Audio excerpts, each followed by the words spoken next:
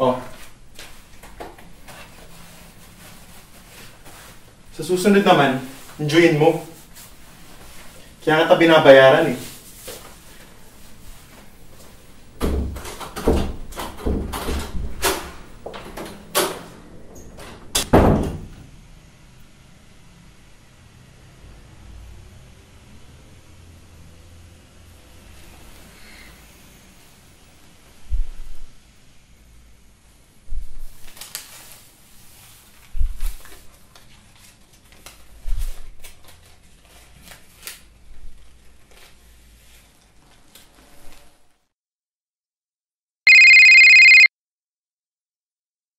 Bakit? Naalala mo yung customer mo kagabi? Gusto ka niya ulit. Ayusin mo to ah. Malaki magbayad to. Sige, papunta na ako.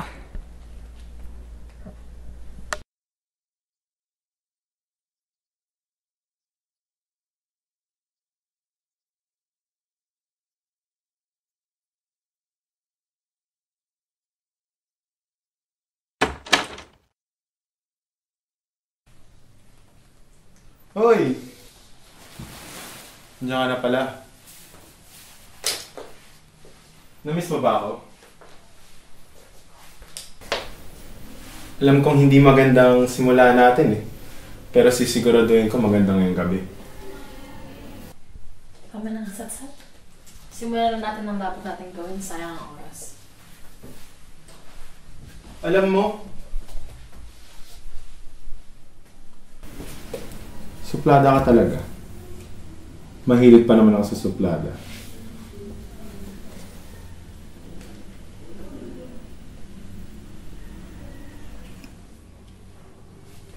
Manhid ka ba? Ba't wala ka nararamdaman sa ginagawa ko?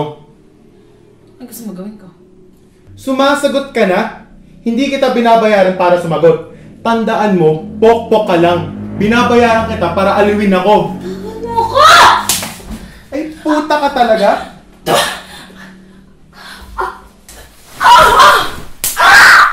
Ha? Ano?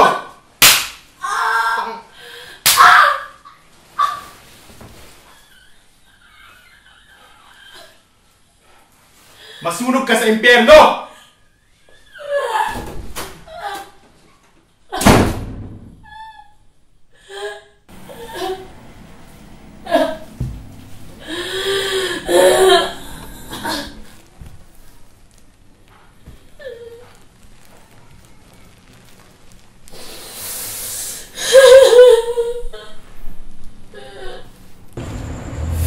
Pambihira ka. Bakit wala kang kinita sa customer mo kanina? Di ba sabi ko ayusin mo? Tandaan mo malaki ang binabayad nun. Sinaktan ako eh. Ano naman kung sinaktan ka?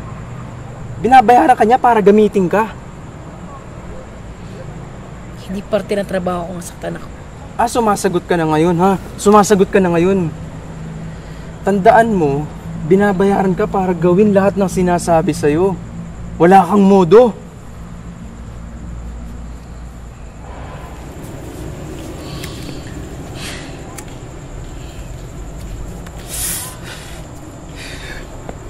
May customer ka mamaya. Bago. Ayusin mo kundi malilintikan ka sa akin.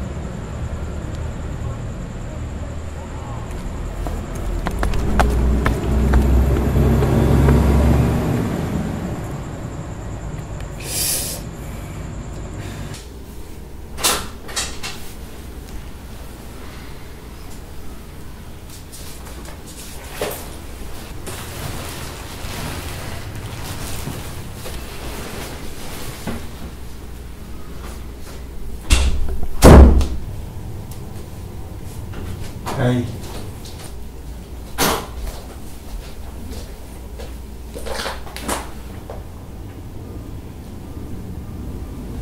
Teka lang. Bakit may pasaka dyan? Nasagi ng gamit. Nasagi? Ang laking gamit naman nun.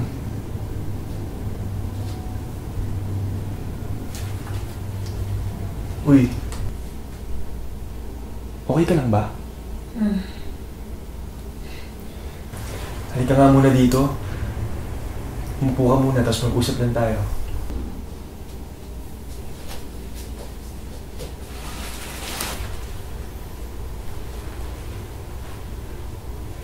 May sakit ka ba? Bakit parang ang tamlay-tamlay mo? Pagod. Pagod lang. Pagod lang ako. Teka, simulan na natin itong gagawin natin kung parang di na tayo nagsasayang. Hindi. Okay na naman sa akin kahit hindi mo na natin gawin yun. Gusto mong gawin? Magtitigan?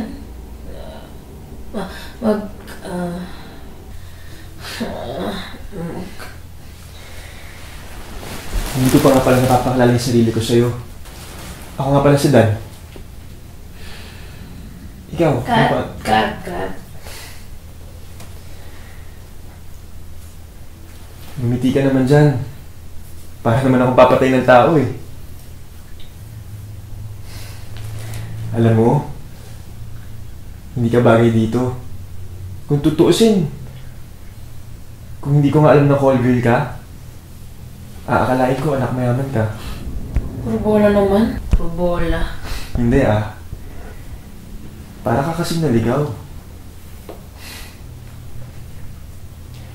Nagtataka nga ako kung bakit ka napunta dito eh. Ang dami-dami naman trabaho dyan. Hindi ko alam paano ako napunta dito eh. Hindi ko naman ginusto to eh. Tingin mo ba may babaeng ko gustuhin maging pokpok?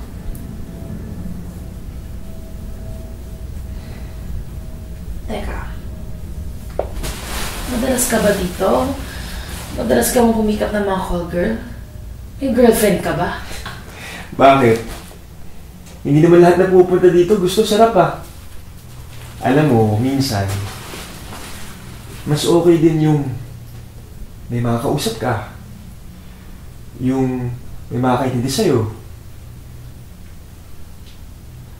At pakiramdam ko, ikaw na yung tao yun.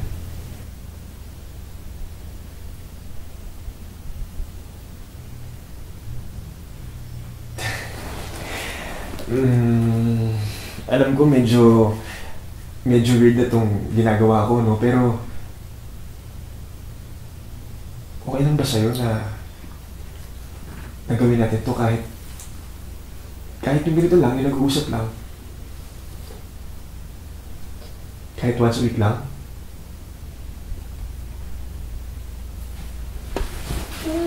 Sige, kung ano gusto mo. Okay.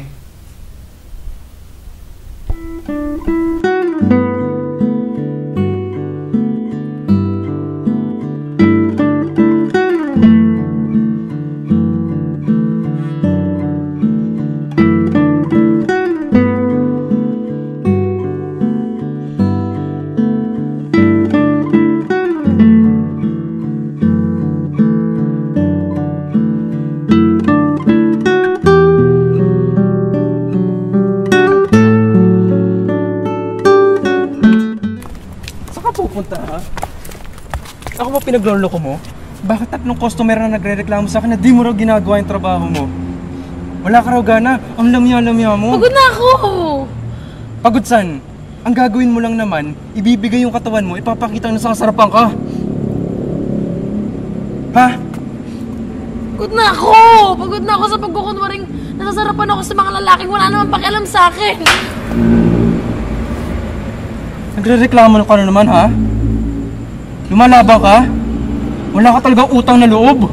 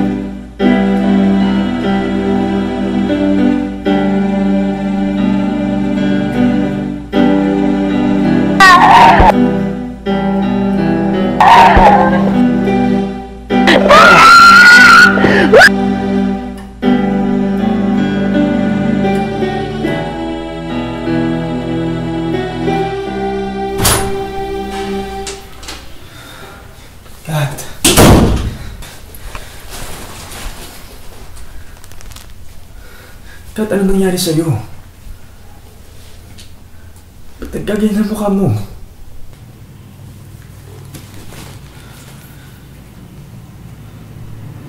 Alam mo mga mahid na kami mga prostitute.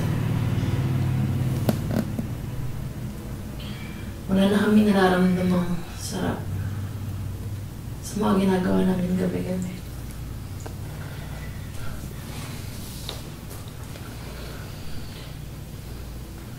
Gabi-gabi sa kwartong to,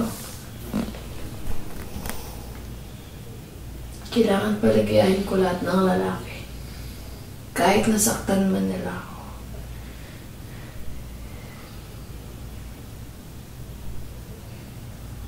Kasi sa oras na binabayaran nila sa kanila ako eh.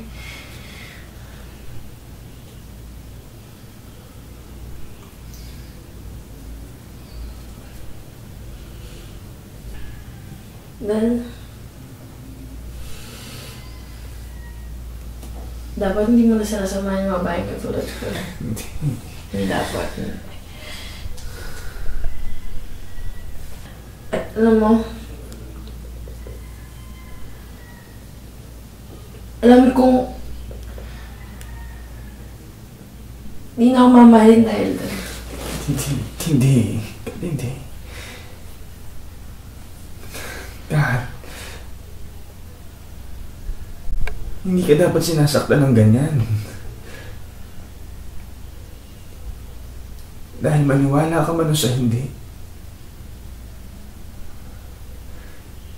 Nung mga panahong magkasama tayo, minsan hindi ko naramdaman na isa kang manika na dapat paglaruan.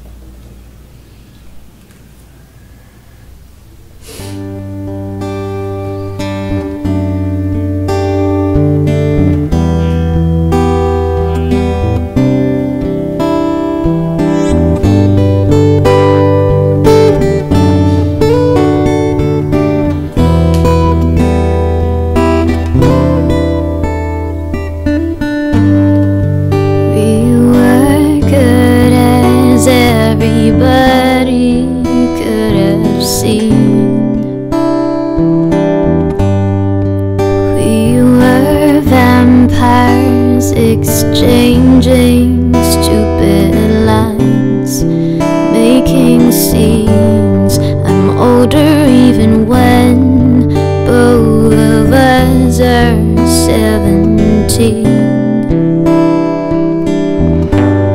We share almost the same sets of fears, vanities and dreams. Although yours are a little distant from whatever it may seem, but maybe right now we could try before even love decides to die. Tell me, can we?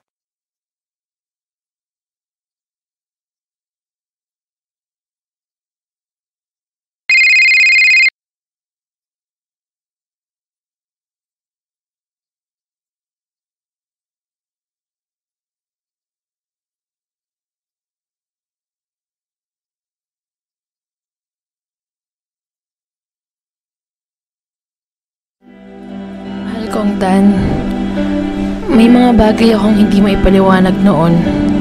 Pero ngayon, pakiramdam ko, kaya ko lang ipagtapat ito. Bago ko man pasukin ang buhay na to, may mga pangyayaring patuloy na nagpapaalala sa aking madilim na nakaraan. Patuloy akong binabangungot ng nakaraan kong yun. Sobrang sakit ng mga nangyari sa akin. Gusto ko na lang na maging manhid. Pero wala palang taong manhid. Magaling lang silang magtago ng sakit.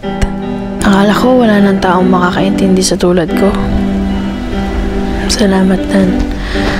Ikaw lang nagparamdam sa akin ng tunay na haplos ng pag-uunawa at pagmamalasakit. Patawarin mo sana ako kung di ako nagpaalam. Kailangan ko nang iwanan ng lahat na naging parte ng dati kong buhay upang makapagsimula ng bago. Pero kahit ganoon, habang buhay tatatak sa akin na nabigyan mo ako ng bagong pag-asa hanggang sa muli nating magkikita. Paalam, Dan. Nagmamahal ka.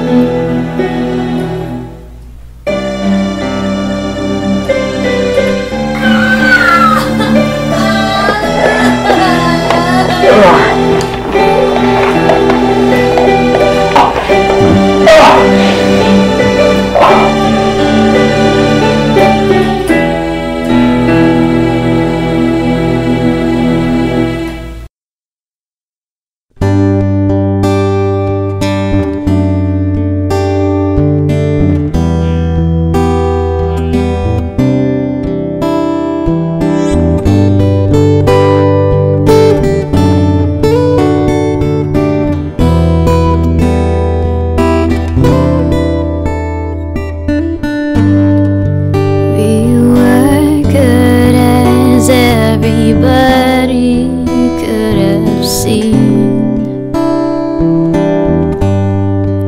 we were vampires exchanging stupid lines, making scenes. I'm older even when both of us are 17.